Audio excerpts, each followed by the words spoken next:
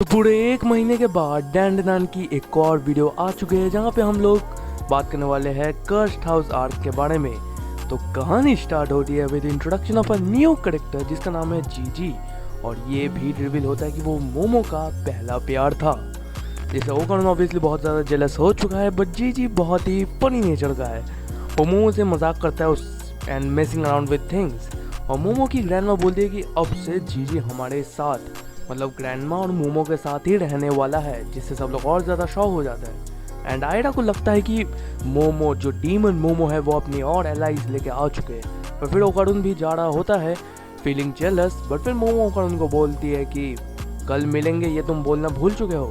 And ओकारुन बोल भी देता है, देखो मोमो एक लॉयल लड़की है, याद रखना बात को। बट अब यहाँ पे कुछ चीज़ें रिवील भी होती है। फॉर स्टार्टर्स जीजी स्पिरिट्स को देख सकता है। जीजी अपने पेरेंट्स को इसके बारे में बोलता तो है, बट उसके बाद कौन ही मानेगा, तुम सोचोगे। बट फिर उसके पेरेंट्स की तबीयत भी ख़राब हो चुकी है और उन्हें एक्सॉर्सिज्म परफॉर्म करना सोचे थे वो लोग, एक्सॉर्सिज्म जो कि वो लोग परफॉर्म करेंगे। अब ये क्या है, बेसिकली बुरी आत्माओं से छुटकारा पाने के लिए रिचुअल टाइप होता है, अगर मैं सही बोल रहा हूँ तो। बट ये सब सुन के मोमो बोलती है कि चिंता मत करो, मेरी ग्रैंड माँ सब कुछ संभाल लेगी। बट ग्रैंड माँ मोमो को बोलती है कि ये काम तुम्हें करना होगा। ग्रैंड माँ का कहना यह है कि शायद होकर उनका गोल्डन बॉल से इसका कुछ तालमेल हो सकता है, तो तुम्हें वहाँ पे जाना चाहिए।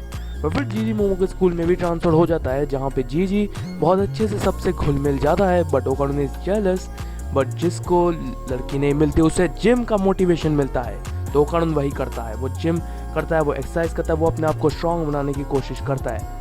बट मोमो आके उसका फ्लो भी बिगाड़ देती है, और जीजी भी आ जाता है। एंड ओकारुन उन्हें छोड़ के जा ही रहा होता है, बट सामने से एक अजीब सी चीज़ ओकारुन की तरफ आ रही होती है। ओकारुन उसे देख के भाग तो रहा होता है, मोमो भी उस अजीब चीज़ को देखती है और उसमें गोल्डन बॉल शायद देख लेती है।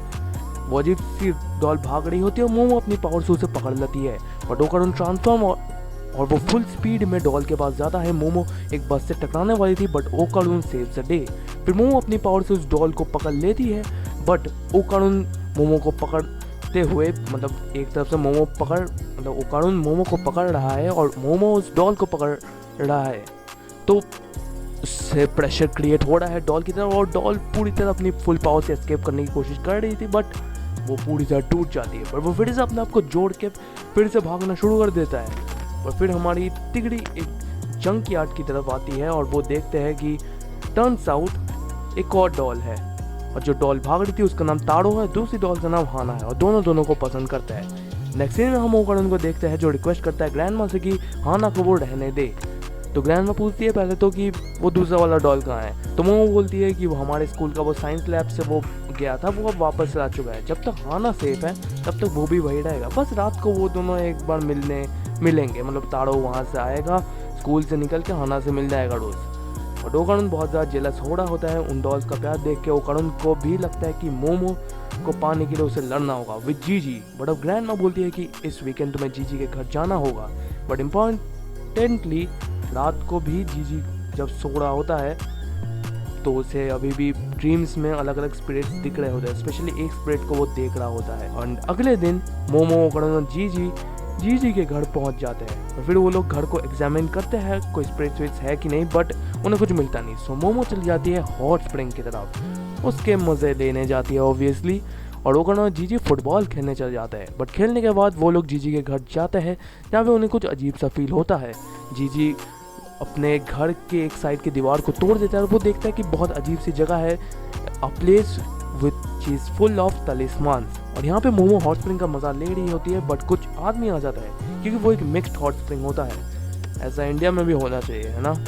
बट फिर वो आदमी लोग मोमो पे अटैक कर देते हैं। मोमो अपनी पावर से तो वहाँ से बच जाती है, but also turbo granny comes and saves the day. हाँ, टर्बो ग्रैनी भी आई होती है उनका मदद करने के लिए। यहाँ पे फिर जीजी और ओकारुन का सीन दिखाया जाता है जहाँ पे जीजी के लैंडलॉर्ड्स आए होते हैं known as the Kito family. But फिर वो लैंडलॉर्ड्स जीजी से पूछते हैं कि तुम यहाँ से क्यों गए थे बेटवा। जीजी बोल रहा है कि वो अपने दोस्त ओकारुन को लेने गया था, बट एक लैंडलॉर्ड अपनी गन पॉइंट करती है उन दोनों पे। और फिर कीटो फैमिली के सारे मेल मेंबर्स आ जाते हैं जिन्होंने मोमो पे अटैक किया था, and they are all very friendly to Jiji. और फिर मोमो भी घर आ जाती है and she sees the people जिन्होंने पहले मोमो पे हमला किया था, और वो ओकारुन और जीजी को देखती है which are fully injured. But फिर मोमो उन लोगों पे लड़ती है, उन पे भारी भी पड़ती है कुछ देर के लिए, बट फिर एक फीमेल मेंबर आती है जो शायद कीटो फैमिली की लीडर है, वो मोमो पे अटैक कर देती है और वो लोग फिर मोमो पे भारी पड़ने लग जाते हैं। बट एक चीज़ यहाँ रिवील होता है, Kito family the great serpent को ऑफरिंग्स करते हैं फॉर 200 ईयर्स, और अगर वो ऐसा नहीं करेंगे देन द विलेज पूरी तरह डिस्ट्रॉय हो सकता है and I guess a gift of sacrifice. और शायद जीजी के पेरेंट्स भी, आई डोंट नो, हो सकता है नहीं भी हो सकता है, कुछ कंफर्म नहीं है, देखना पड़ेगा। पर फिर वो घर भी धीरे धीरे ट्रांसफॉर्म होने लग जाता है। सारे कीटो फैमिली के लोग मोमो पे अटैक कर देते हैं, बट सरप्राइज सरप्राइज ओकारुन और जीजी अभी भी जिंदा है। वो असिस्ट करते हैं मोमो को और सब नीचे गिर जाते हैं। और फिर वो लोग जीजी को गिरते हुए देखते हैं और फिर जीजी जिस पे गिरता है वो है द ग्रेट सर्पेंट, जो एक अर्थवर्म क्रिप्टेड होता है। और फिर शॉकिंगली हम ओकारुन को देखते हैं जो अपने आप को ही नुकसान पहुंचाने लग जाता है, और मोमो भी वही करती है। इट टर्न्स आउट कि जो अर्थवर्म है वो अपनी साइकिक वेव्स छोड़ता है, जिससे वो काइंडा जो लोगों को वो हिप्नोटाइज करता है वो खुद ही को मारना शुरू कर देते हैं। पर फिर हम देखते हैं कि उसी स्पिरिट को जीजी के सामने जो उसे हॉन्ट कर रहा होता है, और फिर हम लोग को पता चलता है कि जो जीजी पे जो वो स्पिरिट को देखता है और जो अर्थवर्म है उनकी पावर्स मोटा मोटी सेम ही है। बट टरुगा ने बोलती है कि उसके आंखों में मत देखना, जो जिस स्पिरिट को जो हॉन्ट कर रहा है जीजी को वो है द इविल आई, और इविल आई और अर्थवर्म दोनों की सेम पावर्स है, तो वो दोनों की पावर्स को कैंसिल आउट कर रहे होते हैं। बट फिर हमें दिखता है कि फ्लैशबैक जहाँ पे हमें एक लड़का दिखता है जो कुछ बच्चों को खेलते हुए देखता है, फिर वो सो भी जाता है। जब वो उठता है, जब वो देखता है कि कीटो फैमिली उसे एक ऑफरिंग की तरह यूज़ कर रहे हैं, तो हमें पता है Kito family for the 200 years offerings कर रहे हैं, तो उसमें से एक वो लड़का भी था। और फिर वो लड़का स्पिरिट बन के एक लड़के को एंटरटेन करता है, बट वो लड़का डर जाता है और फिर उस लड़के के पेरेंट अपनी जान ले लेते हैं। और फिर से कीटो फैमिली उस दूसरे लड़के को जिसको वो एंटरटेन करने की कोशिश कर रहा था उसे भी एज अ ऑफरिंग यूज़ करने लग रहे थे, बट इस बार नहीं। इस बार वो स्पिरिट लड़का जो सैक्रिफाइस होने वाला है उसको, उसकी बॉडी मतलब जो सैक्रिफाइस होने वाला है उसकी बॉडी और जो सैक्रिफाइस हो चुका है वो दोनों मर्ज हो जाते हैं and they become the evil eye. और वो उनका एक ही मकसद है, कीटो फैमिली और सारे ह्यूमंस को ख़त्म करना। और यहाँ पे जीजी भी प्रेजेंट टाइम में पोजेस हो जाता है इविल आई से, but Momo tries to save him. Jiji फिर उस रूम को खोलता है और यहाँ पे इविल आई मरी हुई होते हैं, मतलब इविल आई की जो कॉर्प्स है उस पे जीजी जाता है। जीजी जब देखता है इविल आई को तब वो समझ जाता है कि इविल आई उसे इतने टाइम से प्रोटेक्ट करने की कोशिश कर रहा है, तो फिर जीजी उस इविल आई से कम्युनिकेट करता है and they fuse together into evil eye Jiji. But जीजी मोमो पे ही अटैक कर देता है बिकॉज इविल आई को तो सारे ह्यूमंस को ख़त्म करना है। बट फिर वो अर्थवर्म भी अटैक करता है, एक थंडर अटैक, बट वो इविल आई एक शील्ड का इस्तेमाल करके बच जाता है। और फिर इविल आई बहुत सारे अटैक्स करता है अर्थवर्म पे और बहुत सारे किक्स भी अटैक करता है। और जीजी is a perfect paid for a spirit. जीजी इतना स्ट्रांग है, वो एक एथलेटिक भी है, तो इविल आई को जीजी में पोटेंशियल वेसल दिख रहा होता है और इसलिए वो इतने टाइम से जीजी को प्रोटेक्ट कर रहा होता है। बट अब इविल आई मोमो पे भी अटैक करना शुरू कर देता है, but Okarun comes in his way. Okarun और इविल आई की बहुत सारी बैक एंड फोर्थ फाइट्स होती है। ओकारुन फिर मोमो को लेकर भाग जाता है। फिर पता चलता है कि वो अर्थवर्म कुछ वेनम प्रोड्यूस कर रहा होता है एंड मेकिंग एवरीवन वीक, और इस अर्थवर्म की वीकनेस है सनलाइट। ओकारुन बोलता है कि मोमो तुम जाओ, मैं जीजी को बचाऊंगा, और वो मोमो को ऊपर ढकेल देता है। मोमो को कुछ याद आता है और वो पूरे घर को, जो जीजी का घर होता है, उसे पूरी तरह जला देता है। वो सारे नेबर्स को बुलाती है और फायर फाइटर्स को बुलाती है to stop the fire. Meanwhile Okarun and evil eye are fighting. इनकी फिर से बैक एंड फोर्थ लड़ाई होती है, जहाँ पे पहले तो इविल आई का पलड़ा भारी होता है and evil eye was going to finish Okarun, और ओकारुन इविल आई का जबड़ा पकड़ लेता है और फिर बोलता है कि पहले तो तुमने मोमो को तकलीफ दी, फिर तुमने जीजी को पजेस किया। और फिर ओकारुन अपनी फुल पावर्स पे आता है और वो दिखाता है कि उसने जिम मेंबरशिप क्यों ली है। वो मल्टीपल पंचेस मारता है इविल आई पे और बोलता है कि तुमने मुझे गुस्सा दिलाया, ये तुम्हें नहीं करना चाहिए था। और ओकारुन बेहोश हो जाता है, बट स्टिल ओकारुन उठ तो जाता है और वो जीजी की बॉडी को लेके चला भी जा रहा होता है। तो फिर हमें फायर फाइटर्स का सीन दिखा जाता है, जहाँ पे पुलिस ऑफिसर्स भी आ जाता है और वो मोमो को ही पकड़ लेता है क्योंकि उसी ने फायर को स्टार्ट किया था। तो फिर एक अर्थक्वेक आता है, जहाँ पे वो अर्थवर्म निकलती है बाहर से और सनलाइट की वजह से वो अर्थवर्म भी ख़त्म होने लग जाता है। But the Kito family is still alive. वो लोग मोमो पे अटैक कर रहे होते हैं बट वोल्केनो इरप्ट करना शुरू कर देता है विलेज में।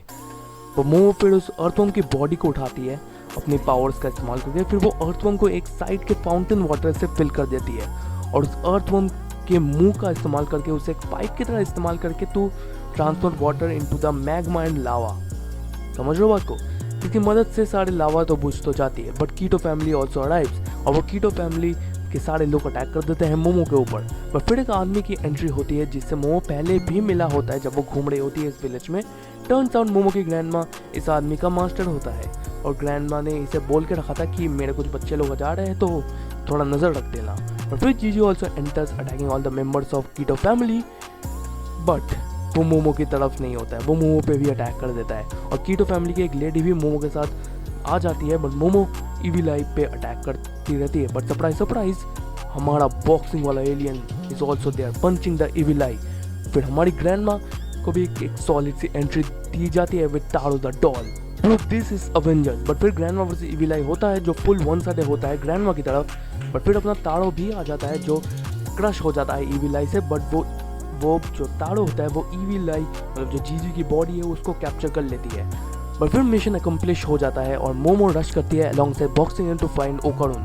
बॉक्सिंग एलियन बोलता है कि अभी यहाँ पे जाना बहुत मुश्किल है क्योंकि बहुत इम्पॉसिबल है क्योंकि फुल लावा से वो भर चुका है। और मोमो रोते हुए बोलते हैं कि मुझे ओकारुन को बचाना है। बट बॉक्सिंग एलियन का बेटा अपनी स्पेसशिप की मदद से सारा जो मैग्मा रॉक है उसे उठा लेता है और लावा से अलग कर देता है और उसी में ओकारुन होता है। And not to our surprise Okarun is still alive, वही वो मेन कैरेक्टर है। ओकारुन उठता है, मोमो सब समझाती है what happened and Momo hugs Okarun. बढ़िया सीन चल रहा होता है। ओके, बट हमें पता चलता है कि तारो ने जीजी की बॉडी मतलब तुम्हें पता है मैंने क्या समझा है कि उसने जीजी की बॉडी पे कैप्चर कर लिया है, मतलब ईविल आई और वो जीजी एक साथ है बट वो एक शेल की तरह काम करता है। Taro is acting as a seal और वो लोग उसे प्यूरिफाई करने की कोशिश करता है नेक्स्ट सीन में, बट कुछ होता नहीं है और सीन शिफ्ट हो जाता है जहाँ पे सब यूनियन कर रहे होते हैं। पर ग्रैंडमा और उसका स्टूडेंट डिस्कस कर रहे होते हैं कि कैसे ईविल आई को हम लोग एक्सरसाइज करें। पर जीजी तारो की बॉडी में से बात कर रहा होता है और फिर तारो का सील वो खोलते हैं और जीजी इज ऑल नॉर्मल। पर फिर ग्रैंडमा बोलती है कि कोल्ड वाटर लेके आओ और जैसे ही वो कोल्ड वाटर छिड़कते हैं तब जीजी फिर से चला जाता है and evil I awakens again. पर फिर वो लोग हॉट वाटर का भी इस्तेमाल करते हैं एंड अगेन इज जीजी। ओके, कोल्ड वाटर से ईविल आई हो रहा है एंड हॉट वाटर से जीजी नॉर्मल हो रहा है। अजीब है पर है। टर्बोग्रानी बोलती है डैट किसी को भी कि ईविल आई बहुत ही ज़्यादा पावरफुल है और वो यूजुअली अगर किसी को पजेस करता है तो यूजुअली लोग मर ही जाते हैं बट नॉट विद जीजी। सो जीजी is the ultimate vessel but evil आई कभी भी और स्ट्रॉन्ग बन के जीजी पे फुल कंट्रोल दे सकता है, तो ध्यान रखना। पर फिर वो लोग जीजी के पेरेंट्स को भी देखने जाते हैं, दे आर अलाइव।